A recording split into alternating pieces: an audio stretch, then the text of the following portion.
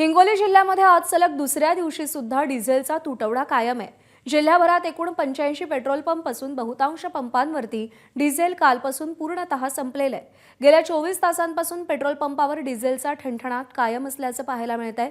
रात्री उशिरापर्यंत अनेक ठिकाणी डिझेल खरेदीसाठी शेतकरी आणि वाहन चालकांच्या रांगा लागल्या होत्या।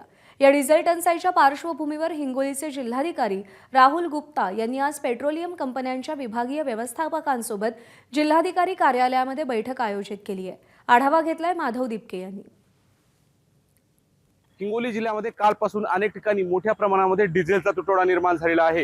हिंगोली जिल्ह्यामध्ये एकूण 85 पेट्रोल पंप आहेत, त्यापैकी बहुतांश पेट्रोल पंपवरचं डिझेल पूर्णतः संपलेलं आहे। मी सध्या हिंगोली शहरातल्या हिंगोली पोलीस दलाच्या पेट्रोल पंपवर आहे आणि आपण या ठिकाणी बघताय हे जे वाहन आलेले तर हे डिझेल भरण्यासाठी आलेले वाहन आहेत, परंतु या ठिकाणी डिझेलच नसल्यामुळं वाहन चालक पुरते हैराण झालेले आहेत। हिंगोली जिल्ह्यातल्या अनेक पेट्रोल पंपची हीच अवस्था आहे।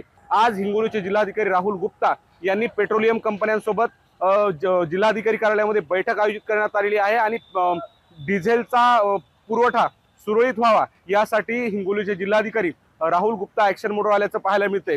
परंतु जिल्ह्यातल्या अनेक पेट्रोल पंपची ही अशी अवस्था आहे, त्यामुळं जिल्हा प्रशासनानं ठोस निर्णय घेणं सुद्धा गरजेचं असल्याचं सांगितलं जाते।